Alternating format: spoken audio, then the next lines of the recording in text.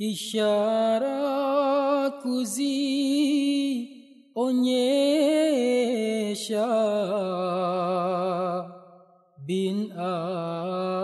binadamu hawezi.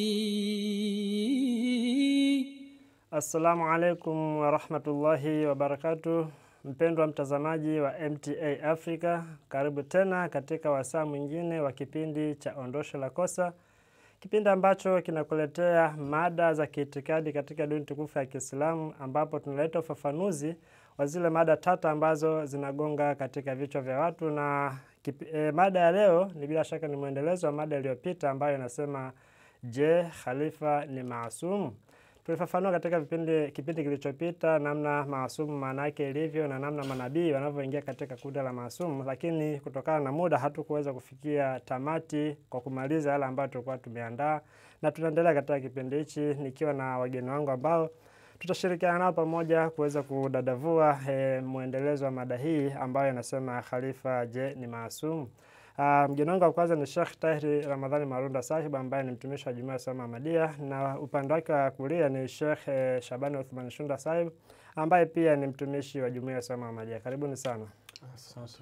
Bila shaka tulifikia kidogo sehemu ambayo hatukuweza kumaliza kudadavua ile mada ambayo tulikuwa tunaifanya katika kipindi kilichopita, na tutaendelea pale ambapo tulikuwa tumeishia, ambapo tulielezea kuhusiana na manabii wao kuhusishwa na istighfar inakuwa katika mlengo wa aina gani. Na bila shaka Sheikh Tahir Marunda Sahib ulikuwa unaelezea, na nianzia hapo kwako ya kwamba inakuwaje kwenye istighfar za manabii na kuhusishwa na kutenda kwa dhambi. Karibu sana.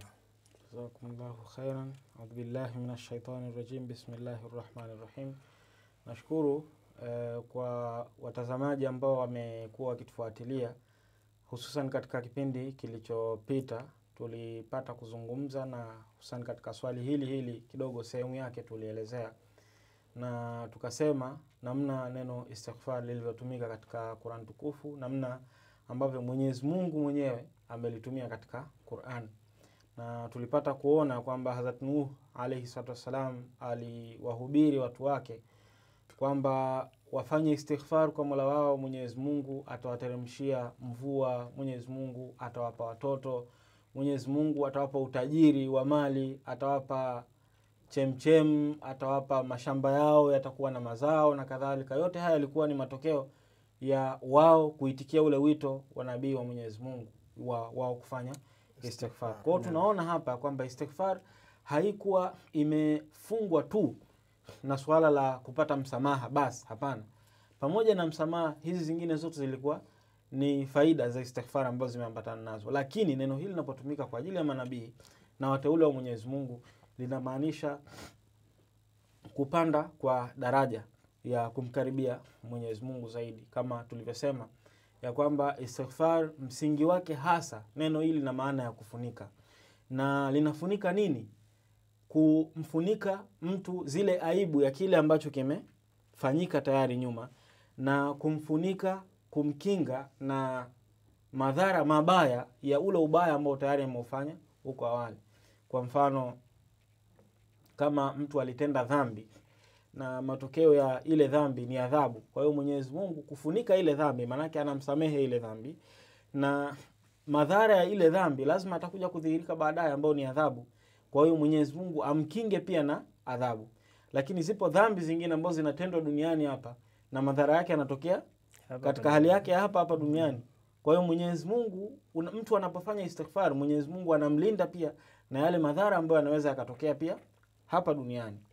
Kwa mfano, katika Qur'an tulipata kuzungumza katika vipindi kadhaa vilivyopita ya kwamba mtu anapokula nyama ya nguruwe kwa ruhusa ile iliyotolewa katika Qur'an, ya kwamba hakuwa na namna yoyote isipokuwa kula nyama ya nguruwe, lakini kwa sababu Mwenyezi Mungu tayari alishaharamisha kutokana na madhara yaliyokuwepo, na Mwenyezi Mungu hataki mtu afe ilhali kuna namna yoyote ya chakula anaweza kujiokoa kwa kifo kwa kula ile nyama. Lakini ili kuepukana na madhara ya ile, lazima afanye istighfar na Mwenyezi Mungu aridhie, atengeneze namna ya kumwokoa mja wake huyu na madhara yake. Kwa maana kile ambacho amekitumia japokuwa ni ndani ya sheria, lakini kisileta athari ya madhara baadaye. Ya madhara yake baadaye.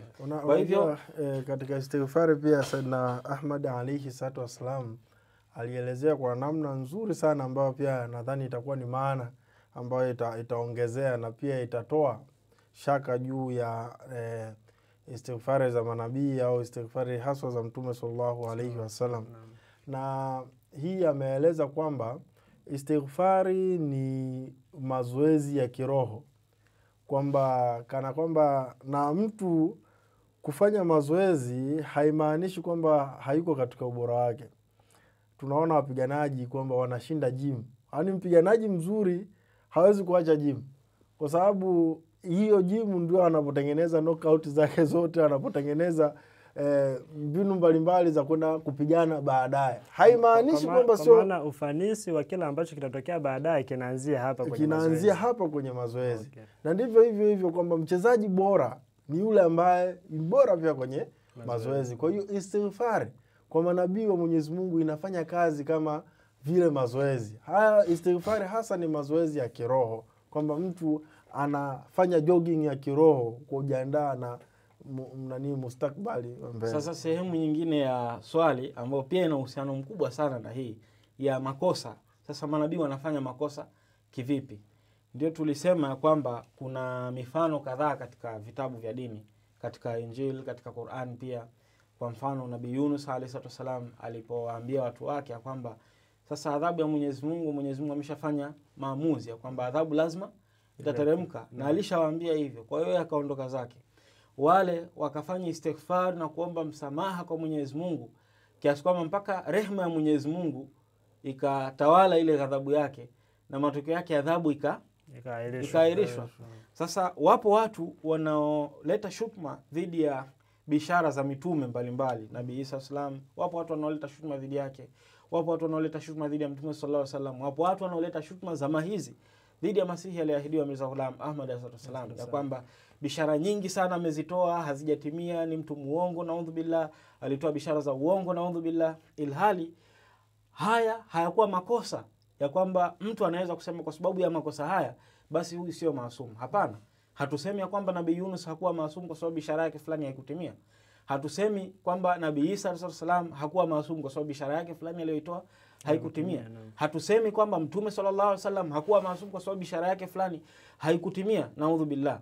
Bali ni kitu ambacho mtume wa Mwenyezi Mungu alipata ufunuo kutoka kwa Mwenyezi Mungu, na kwa jitihada aliyoifanya yeye ya kuipa fasiri, ya kuipa maelezo ile ufunuo na ule wahi wa Mwenyezi Mungu, ndio ukaleta makosa katika kudhihiri kwake.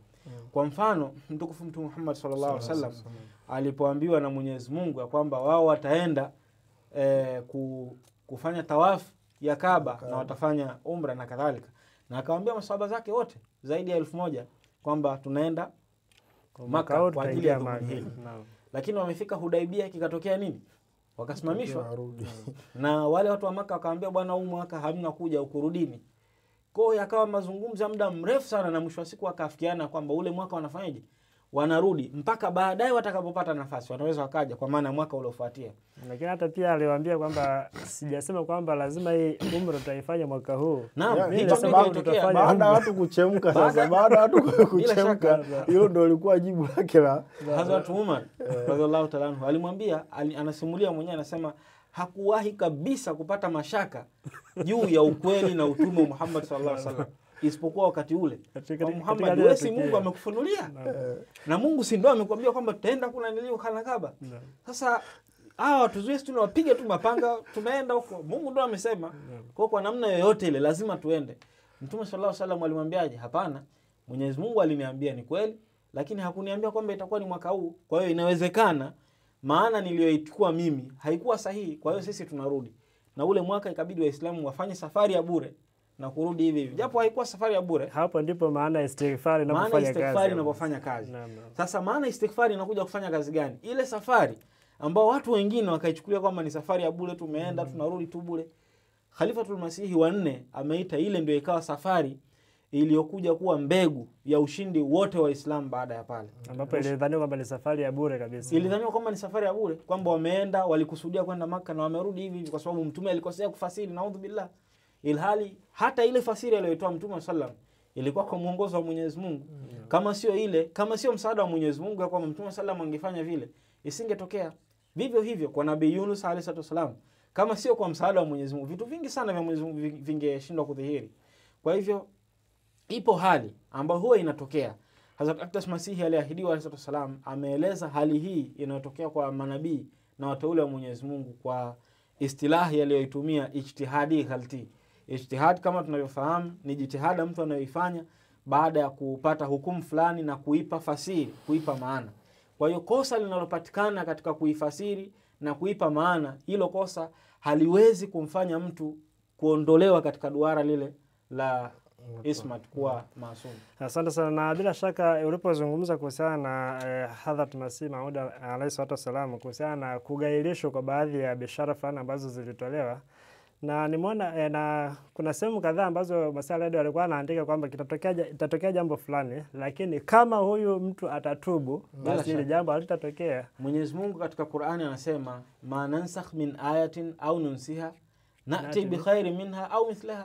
Kwa hiyo historia na Qur'ani yenyewe inathibitisha kwamba wakati wowote jambo la namna hili lilipotokea, Mwenyezi Mungu akaleta jambo lilokuwa bora zaidi. Kwa maana ile istighfar inakuja na badilisha kila ambacho kilitabiriwa mwanzoni. Na ipo hivi kwamba Sayyidna Ahmad alayhi wasallam katika hizi ijtihadi ghalati za manabii au watu wanavyoona kama ni makosa, saa nyingine ni bishara ambazo ndani yake kuna masharti fulani. Na yale masharti fulani saa nyingine yapo, yalishaelezwa, lakini akili za watu hazijaenda huko. Yaani akili za watu hazijafikiria kwamba kuna sharti kama hili. Kwa mfano, alitoa bishara kwamba Sayyidna Ahmad alayhi wasallam atapata mtoto wa kiume ndani ya miaka 6. Lakini baada ya hapo mtoto akazaliwa, akafariki, wakamfuata. Wewe ulisema mtoto atazaliwa, amezaliwa, amefariki, wewe ni muongo. Akawarejesha, jamani, hebu angalieni ile bishara ina sharti ndani yake, miaka 6 bado haijaisha. Kaeni tufikirie, tusubirie hii miaka 6. Ndani ya miaka 6 ndio mtoto atazaliwa. Mbona muda bado? Akazaliwa mwingine akafariki tena.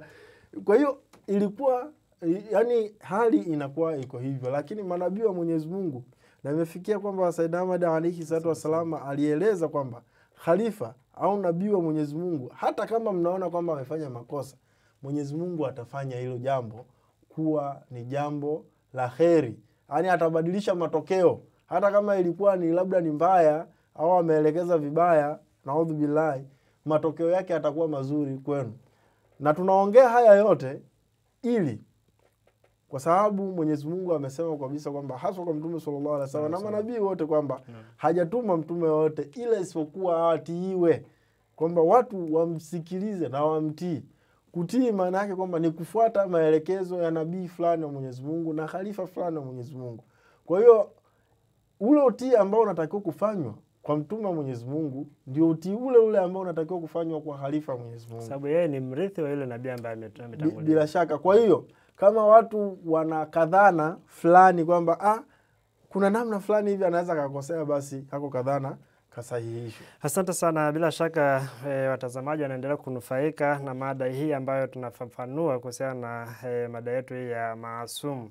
Sasa nije kwako Sheikh Shunda Saib, naomba utueleze, kuna wengine wanasema kwamba kwa sababu khalifa ni binadamu basi anafuata zile amri tu ambazo ni maarufu. Hebu tupitisha kidogo katika jambo hili. Unajua kwa ubinadamu sio khalifa tu. Mtume sallallahu alaihi wasallam alieleza vizuri sana na haswa katika Qur'an tukufu kwamba mimi ni mtu miongoni mwenu, mimi pia ni bashari kama ninyi. Lakini utofauti ni kwamba Mwenyezi Mungu ananifunulia kwamba ambacho tunatofautiana sio binadamu, kwamba mimi ni mrefu sio nini, yani zile ficha zote za kibinadamu, hapana, isipokuwa ni wahyi wa Mwenyezi Mungu unanishukia mimi, kwamba ukifuata hapa ni maelekezo ya Mwenyezi Mungu. Na ndivyo hivyo kwa khalifa wa Mwenyezi Mungu, kwamba tunamuona ni mtu kama sisi, tunamuona anatembea, anakunywa, anakula, ni kama sisi. Na hiki pia Qur'an tukufu imekuja kusafisha vizuri sana kwamba watu wasidhani kwamba huyu ni nabii gani ambaye tunatembea naye sokoni. Anapita sokoni. Yaani Qur'an tukufu kweli Mwenyezi Mungu ametufanyia ihsani kubwa sana. Kwa sababu ingekuwa ni shida kwamba hatutaki kumuona nabii miongoni mwa shughuli zetu sisi za kila siku. Awe ni kama special fulani. Yaani awe special, hapana. Uspecial hapana. Uspecial ni ile kaliba kwamba Mwenyezi Mungu anaongea naye. Ule ndio special. Na kabla ya kwenda mbele, kama kuna muda naweza nikatoa kisa kizuri sana ambacho kitatusaidia sisi, hata sisi vijana wa sasa hivi. Kipindi hiko maswahaba wa Mtume sallallahu alaihi wasallam walivyokuwa wanapigana vita, wanapata ushindi, wana sifa zao zinaenda kwa watu walidhani kwamba sio watu wa kawaida. Na pia zilikuwa zinamfikia sifa nyingine kwa Hadhrat Umar radhiallahu anhu ambaye alikuwa ni khalifa kipindi hicho. Mpaka aliwahi kuagiza upanga wa mpiganaji mmoja, akamwambia naomba unitumie upanga wako ni uangalie. Alivyotumia akasema mbona ni upanga wa kawaida? Akamwambia kwamba sijakutumia kiwiko ambacho natumia kuchezeshea huo upanga. Kwamba binadamu anafikia ukamilifu fulani.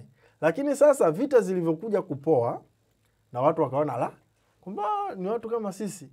Watu sasa ambao hawakujua hadhi za masahaba Mtume sallallahu alaihi wasallam, hadhi ya kukaa na nabii wa Mwenyezi Mungu, nao wakaanza kudai faida ambazo wanazipewa masahaba, upendeleo ambao wanaupewa masahaba, wakidhani kwamba ni watu kama wao.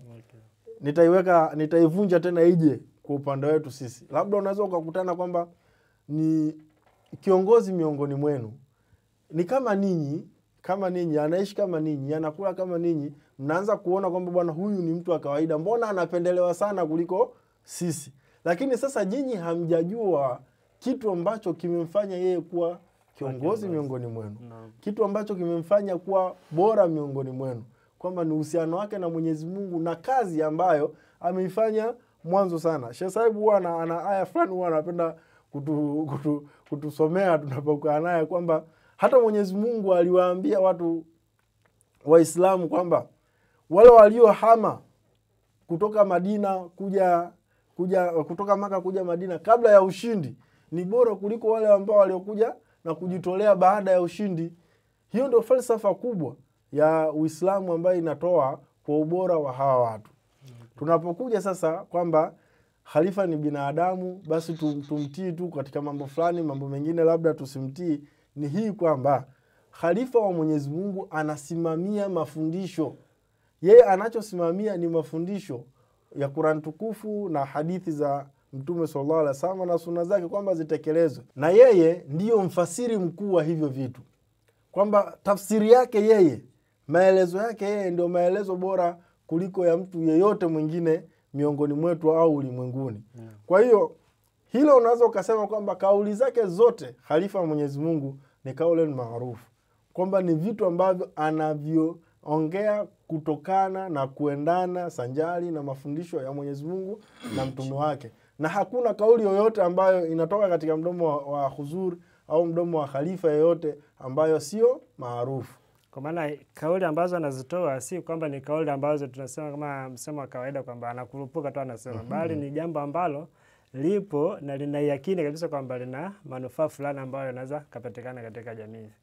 Unajua kuna sababu hata mtukufu Mtume Muhammad sallallahu alaihi wasallam hakutumia neno khalifa kwa ajili ya wale wafalme ambao walikuja baada ya khilafa Rashida. Bila shaka. Lakini pamoja na yote hayo, wafuasi wa wale wafalme walikuwa wakiwaita makhalifa. Lakini je, Mtume sallallahu alaihi wasallam aliwaita makhalifa? Hapana. Kwa sababu gani?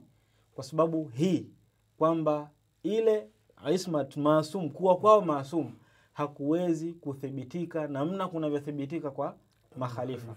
Kwa sababu hii tu kwamba wale hawakuwa warithi wa mitume kwa namna ya kivuli, kwamba wawe na ule ubora na ukamilifu wote wa nabii kwa namna ya kivuli ndani yao, haukupatikana. Hali hii ilipatikana kwa wale tu ambao mtukufu Mtume Muhammad sallallahu alaihi wasallam mwenyewe aliwaita kwamba hawa ni makhalifa. Na hilo ndilo linakuja kufafanua vizuri sana. Ni maelezo ya Masihi alayhi wasallam. Linakuja kufafanua vizuri sana kile ambacho Sheikh Saibu hapa alikuwa anakizungumza namna ambavyo watu wanadhani ya kwamba khalifa ni mtu tu wa kawaida, na ni kweli wale wafalme pia walikuwa ni watawala wa kawaida, na wenyewe walikuwa wanasema wanatawala kwa misingi ya dini, wanaipigania Islam, wanafanya vyote vile kwa ajili ya kumtukuza mtukufu Muhammad sallallahu alaihi wasallam. Lakini je, Mtume sallallahu alaihi wasallam aliwataja wao na kuwatamka kwamba hawa watakuwa na hadhi hii? Hapana. Nakumbuka kuna kisa kimoja katika maelezo haya pia kwamba wakati fulani watu walikuwa wanamlaumu Khalifa Abubakar radhiallahu anhu kwamba pengine anapendelewa na nini na nini. Tuna sana kwambia, aliwaambia kwamba huyu wakati mimi dunia nzima inanikataa, lakini wewe nilikuwa naye pamoja. Bila shaka. Kwa maana ile nafasi yake kuwa karibu na Mtume sana ndio imemfanya kwamba yeye aonekane kwamba ni bora, kwa sababu tayari alikuwa yuko pamoja na Mtume wa Mwenyezi Mungu sallallahu alaihi wasallam. Na muda upo au umeisha? Kama unanyongeza kidogo basi ongeza fu. Umetaja Hadhrat Abubakar radhiallahu anhu alipochaguliwa alifanya maamuzi magumu labda mawili, kwamba Mtume sallallahu alaihi wasallam tayari alishaagiza jeshi fulani liende sehemu fulani, liende Muta kwa ajili ya kulipiza kisasi juu ya Hadhrat Zaid bin Harith na wenzake ambao waliouawa. Na ili jeshi tayari ambalo tayari lilikuwa litakiwa liondoke, lakini pia kulikuwa kuna watu ambao wamekataa kutoa zaka, na pia kulikuwa kuna tuseme tayari Mtume sallallahu alaihi wasallam alishafariki, na pia wale wapinzani wameshapata moyo kwamba hayupo sasa hivi, tunaweza tukafanya chochote. Kwa hiyo ndani ya umma wa Kiislamu kulikuwa na mtafaruku, Madina ilikuwa hatarini. Masahaba wanamshauri kwamba usiwaondoe masahaba wa Mtume sallallahu alaihi wasallam hapa Madina, kwa sababu itakuwa ni hatari sana kwetu sisi. Jeshi la watu kama hao ukiliondoa hapa, Madina itabaki wazi. Lakini Sayyidina Hadhrat Abubakar kuondoa rai za watu wote, akasema mimi siwezi kwamba hukumu yangu ya kwanza ikaendana kinyume na matakwa ya Mtume sallallahu alaihi wasallam, na akaliruhusu jeshi kwenda. Kwa hili unaweza ukasema kwamba amechanganyikiwa, kwa sababu kiukweli kiusalama ni vigumu, kwa sababu wale watu wataalamu wa vita wanaondoka, lakini amefanyaje? Faiza azamta fatawakkal ala Allah.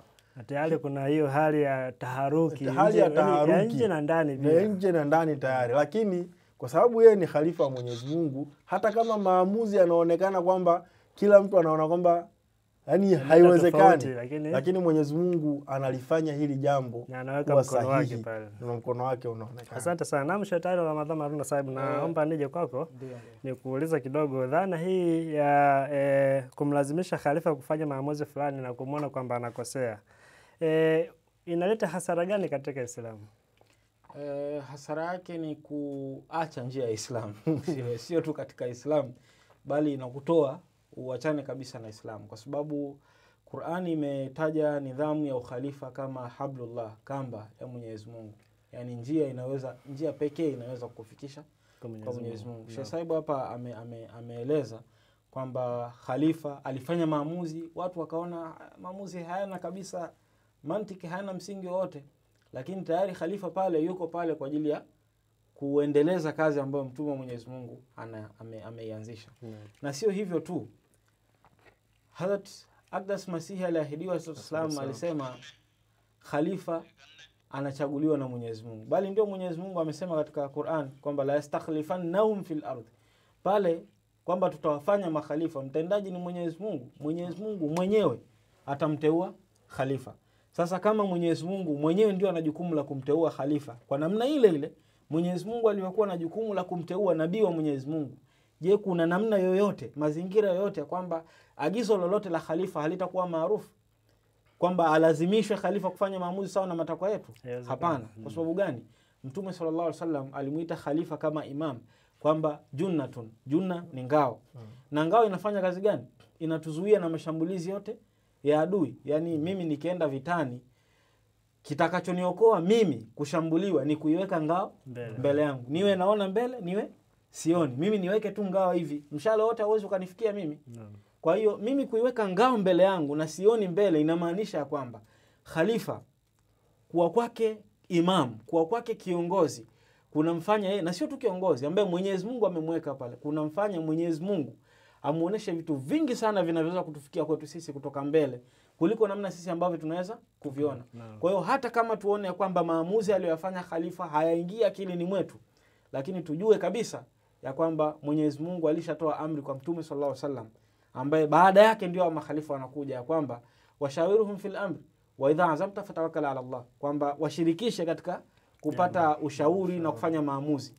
Then hayo maamuzi utakayoyafanya sio kwamba kila utakaloshauriwa ndio lazima ulifanye hivyo, hapana. Wewe unaweza ukatoa ushauri, akatoa ushauri, na mimi nikatoa ushauri, khalifa akaangalia akasema kwa hizi shauri zote nilizozitoa mimi sitachukua lolote, mimi nitafanya maamuzi haya. Baada ya yale maamuzi Mwenyezi Mungu anasema fatawakkal ala Allah, kwamba mtegemee Mwenyezi Mungu, kwamba kwa msaada wa Mwenyezi Mungu hayo maamuzi uliyofanya ndio baraka za Mwenyezi Mungu zitakuwa hapo. Sasa wote ambao huwa wanadhana hii inabidi watambue kwamba maamuzi yoyote anayofanya khalifa katika kile kiapo, ahadi tunasema nitatii kila amri maarufu ya khalifa, haina maana ya kwamba kuna amri yoyote haitakuwa maarufu, hapana. Ile inafafanua ya kwamba kila amri ya khalifa itakuwa ni maarufu na ni amri pekee, na ndio jambo pekee lenye baraka la kutuwezesha kufikia. Endapo hatutafuata jambo hilo, bila shaka kama ulivyosema mwanzo kwamba mtu atajitoa kabisa katika kamba ya Mwenyezi Mungu ambayo ni Islam. Na Mshashunda Saib, labda nije kwako hapo, naomba utupe dawa kidogo ya watu ambao wanadhani kwamba khalifa anachagua viongozi ambao ni dhaifu na wasiofaa. Ili dawa yake ikoje? Unajua hii kuhusu kiongozi naweza nikasema kwamba Mtume sallallahu alaihi wasallam alieleza kinaga ubaga sana kwamba kama kiongozi anasimamisha sala miongoni mwenu, basi hamna njia yoyote isipokuwa kumfuata. Sisi alama ya kiongozi wetu ni kwamba awe anasimamisha sala tu. Hatuna haja, hatuna chochote ambacho tunatakiwa tuangalie, hatuna chochote ambacho inatakiwa tuangalie nyuma. Kwa hiyo khalifa anapochagua kiongozi tunafuata au inaenda sawa na ile hadithi ya Mtume sallallahu alaihi wasallam kwamba atakayemtii kiongozi wangu wa chini basi amenitii huku juu. Kwa hiyo wewe utapata fadhila za utii. Fadhila za utii utazipata, na sio kwamba kiongozi ni dhaifu au vipi. Fadhila za utii utazipata pale ambapo utakuwa umefuata yale ambayo khalifa amekuwa ameamua. Ndio maneno ya mwisho ambayo Shashunda anamalizia, na niwashukuru sana kwa muda huu na kuweza kufafanua mada yetu hii ya leo. Mpendwa mtazamaji wa MTA Africa, tumefikia mwisho wa kipindi chetu kwa leo, na nakusihi uendelee kutufuatilia ili kuweza kupata mengine mengi zaidi ambayo yanapatikana katika studio zetu za MTA Africa, na kuaga kusema assalamu alaikum wa rahmatullahi wa barakatuh.